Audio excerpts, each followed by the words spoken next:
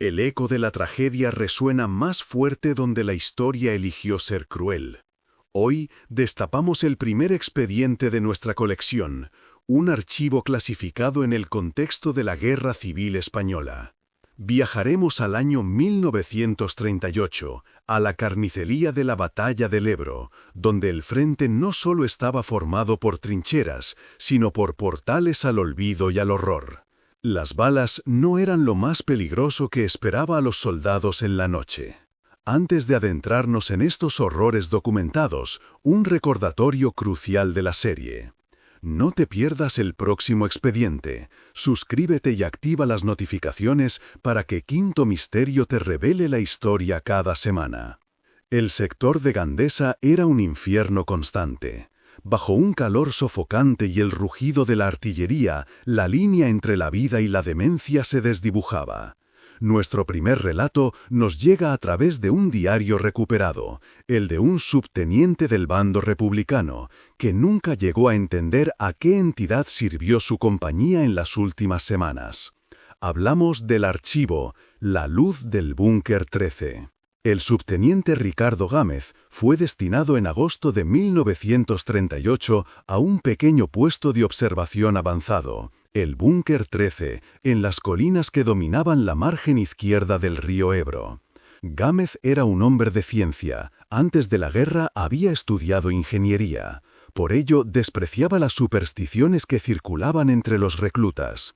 Su puesto era una posición miserable, un agujero excavado en la roca con un techo de troncos y tierra, donde el aire era un espeso caldo de pólvora y polvo.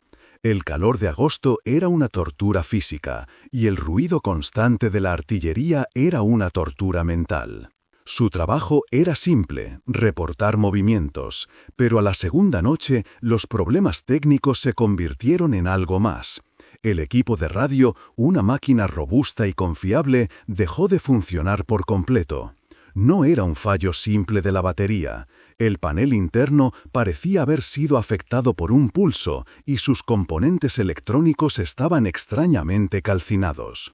Gámez, incrédulo, lo atribuyó a un fallo eléctrico masivo, pero la desazón empezó a crecer en su subconsciente cuando, a la mañana siguiente, 3 fusiles Mauser, limpios la noche anterior, aparecieron con las agujas percutoras extrañamente oxidadas, como si hubieran pasado una década bajo la lluvia. El verdadero terror llegó en la tercera noche, bajo una luna casi invisible. Una luz apareció en la oscuridad de tierra de nadie, el espacio que separaba sus trincheras de las del enemigo. Una luz de un color azul verdoso, que parecía existir sin fuente. No era una bengala, que asciende y cae. Esta luz estaba inmóvil, a la altura del pecho de un hombre, y, lo más perturbador, no emitía sonido alguno. Gámez ordenó disparar, pensando que era algún tipo de señal enemiga. 3 hombres dispararon. La luz no se movió, sino que, de repente, se apagó por un instante y volvió a encenderse. No como un cortocircuito, sino como si le hubieran guiñado un ojo. En las horas siguientes, la luz azul estática permaneció. Los hombres se turnaban para vigilarla, consumidos por una mezcla de rabia y pánico. El cabo Ruiz fue el primero en ceder. Juró que si se alejaba del borde de la trinchera, la luz se movía con él, siguiendo su mirada, pero solo perceptible por el rabillo del ojo. La paranoia se instaló como la humedad. Gámez anotó en su diario personal que lo peor no era el enemigo que venía, sino la sensación de ser una hormiga observada bajo una lupa, esperando el chasquido del cristal. El quiebre final ocurrió poco antes del amanecer. Un soldado intentó dormir usando su manta como única capucha y despertó gritando, con la cara empapada en sudor. Afirmó que a pesar de la oscuridad, la luz estaba allí, dentro, latiendo a través de su frente. Fue entonces cuando Gámez comprendió el terror absoluto. La luz no era externa, era una entidad que había usado el terror de la guerra como conducto y ahora habitaba en sus mentes, exigiendo ser reconocida. La entidad no quería matarlos, quería que ellos entendieran que estaban siendo vistos y juzgados. En las últimas líneas del diario, la caligrafía de Gámez se convierte en un garabato frenético. El pánico es una liberación. Estamos ciegos. No, nos está cegando. Hay que apagar la mirada. Es la única forma. Los hombres se dispararon entre sí, no para matarse, sino para apagar esa luz que ya no estaba fuera, sino en el centro de su visión. La compañía de auxilio encontró los cuerpos al amanecer, con heridas de arma blanca y bayoneta. No habían sido víctimas de bombas ni de gas, habían perecido en una orgía de desesperación, apuñalándose en la oscuridad más profunda. La única evidencia que quedó fue el diario, y una mancha de sangre sobre la última palabra que, a duras penas, se podía leer: libres. El horror de la guerra no se limitó al frente. Se filtró hacia la retaguardia, donde los médicos luchaban una batalla perdida contra la gangrena y la infección. El hospital de campaña número 47, ubicado en un claustro improvisado cerca del sector de Miravet, era el último recurso del teniente doctor Elías Méndez. El doctor, un cirujano de Barcelona, había visto ya demasiadas mutilaciones, pero nada lo preparó para la enfermedad que llegó con un tren de evacuación una noche de septiembre. Los heridos transportados no gemían por la metralla, se quejaban por una fiebre desconocida. Eran hombres en su mayoría jóvenes, de la Quinta del Biberón, con la piel de un extraño tono grisáceo, como si hubieran permanecido días bajo tierra. No parecían estar heridos de bala, sino consumidos por dentro por una putrefacción interna. Lo más desconcertante para Méndez no era la rapidez de su declive, sino el hedor, no a infección, sino a barro seco y a agua estancada, un olor a pantano profundo que impregnaba las sábanas. Las enfermeras, exhaustas por los turnos incesantes, señalaron un detalle macabro. Sus vendajes no se llenaban de sangre limpia. Al cambiarlos, encontraban una tierra húmeda y negra que parecía haber brotado de la herida. El doctor Méndez, que había estudiado todas las enfermedades tropicales, no encontró patrón para esta dolencia. Los hombres deliraban, susurrando constantemente la misma frase con los ojos fijos en el techo de tela del claustro. No hablaban de sus madres ni de sus casas, sino de algo elemental. Nos ha tragado el río nos arrastra. Méndez intentó razonar que era la disentería o el tifus, que el barro negro era tierra de las trincheras, pero el pánico creció cuando un joven soldado, en plena fiebre, se levantó de su camilla y corrió hacia la puerta gritando que la orilla lo estaba llamando. Tuvieron que reducirlo a la fuerza y al tocarlo, el doctor sintió la frialdad del cadáver, aunque su corazón seguía latiendo. Méndez decidió ir al origen del trauma. Viajó a la orilla del Ebro, a la zona donde habían sido evacuados los enfermos. La ribera estaba cubierta por un cieno espeso y rojizo. Allí, junto al agua turbia, encontró un casco de metal hundido y un rosario oxidado, y un escalofrío que nada tenía que ver con la temperatura.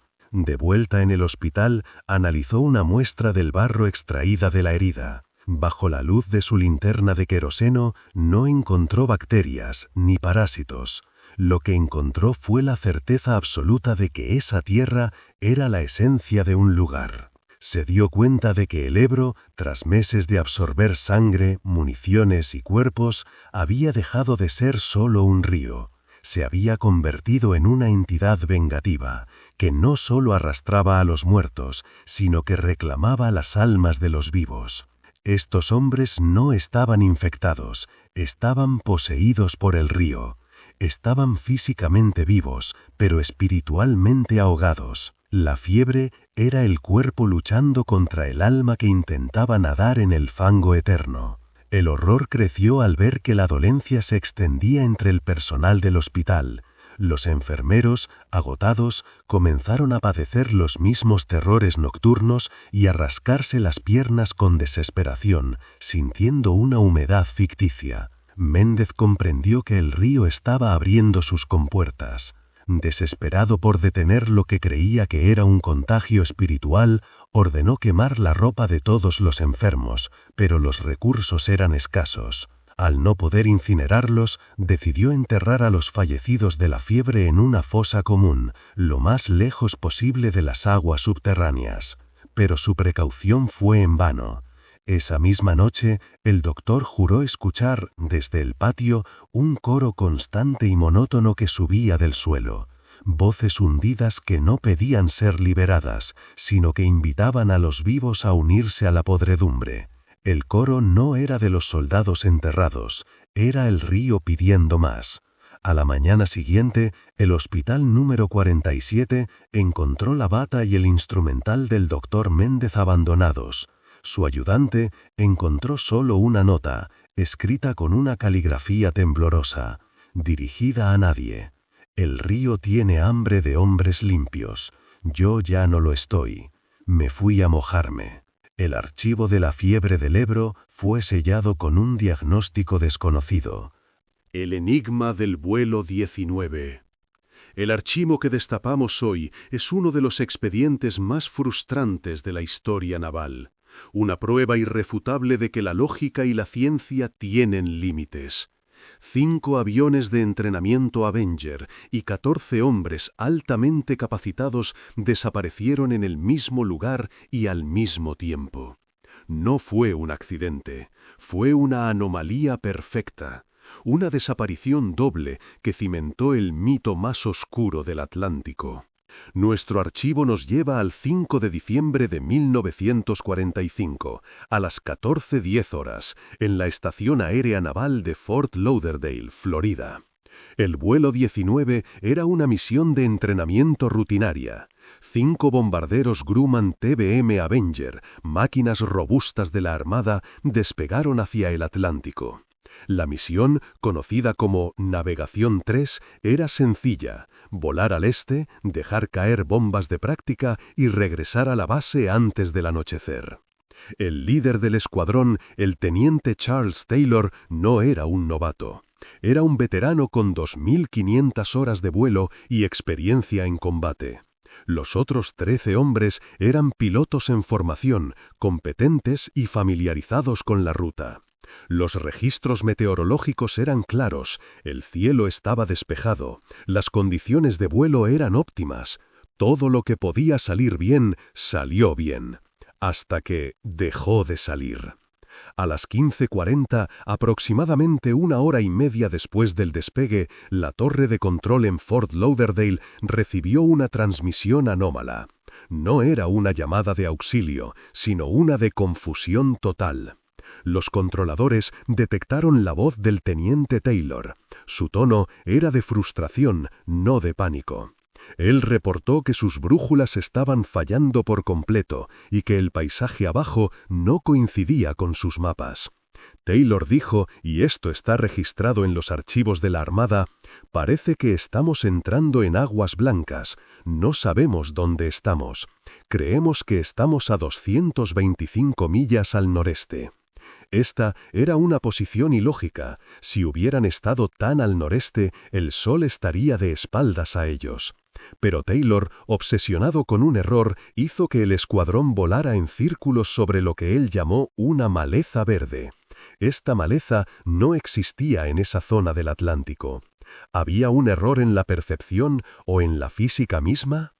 Durante los 40 minutos siguientes, el control aéreo intentó guiar al vuelo 19 basándose en las transmisiones entre los pilotos.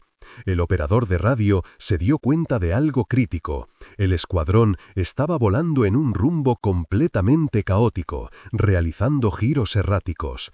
Escucharon a Taylor decir a su tripulación: «Volaremos 270 grados oeste hasta que toquemos la costa o nos quedemos sin combustible». La costa americana debería haber estado a menos de 1 hora volando hacia el oeste, pero la línea de costa nunca apareció en sus horizontes. Los archivos militares registran el pánico final de un piloto subalterno del escuadrón, cuya voz se grabó en la cabina. «Dios mío, si estuviéramos volando hacia el oeste, ya habríamos tocado tierra. Estamos en un lugar que no existe». A las 17:50, la última transmisión del vuelo 19 se cortó abruptamente. El vuelo 19 había desaparecido. No hubo llamadas de auxilio, ni explosiones, ni testigos, simplemente silencio. El misterio ya era profundo, pero la noche reservaba un horror aún mayor. A las 19:04, la Armada envió un gran hidroavión de rescate, el Martin PBM Mariner, conocido como Tail 32, con una tripulación de 13 hombres altamente experimentados. Su misión, encontrar a los 5 Avengers perdidos antes de la mañana. El Mariner reportó condiciones de vuelo excelentes en su zona y se dirigió a la última posición conocida del vuelo 19. A las 19:50, el barco petrolero SS Gaines Mills reportó haber visto una explosión catastrófica en el cielo justo a la altura donde el avión de rescate debería haber estado volando. Una bola de fuego que duró 10 segundos. La explosión fue la última señal del Martin Tail 32. Los 5 aviones del vuelo 19 habían desaparecido, y el avión de rescate, sempado para encontrarlos, también había desaparecido. En total, 6 aeronaves y 27 hombres se desvanecieron sin dejar rastro en cuestión de 3 horas. La investigación oficial de la Armada de Estados Unidos que siguió fue la más exhaustiva de su historia hasta entonces. Revisaron cada milla cuadrada. La conclusión final, después de semanas de búsqueda sin encontrar ni un solo fragmento, ni un cuerpo, ni aceite en el agua, fue inusual. La Armada dictaminó que la causa fue desconocida, y en un esfuerzo por cerrar el caso, concluyeron que los aviones se habían hundido después de agotar su combustible. Pero la anomalía no es la desaparición en sí. La anomalía es el doble desvanecimiento y el testimonio de Taylor sobre aguas blancas. El vuelo 19 es el caso más claro de un fenómeno que desafía la física, sellado en los archivos con el sello de Misterio de la Armada. Los hechos documentados son verídicos, las explicaciones son insuficientes. Este archivo es la evidencia de que los enigmas más grandes de la humanidad a veces están documentados con una precisión perfecta, esperando solo a que alguien se atreva a reabrirlos. Suscríbete a Quinto Misterio para descifrar el próximo archivo olvidado. Gracias por sintonizar Quinto Misterio. Te esperamos en el próximo archivo.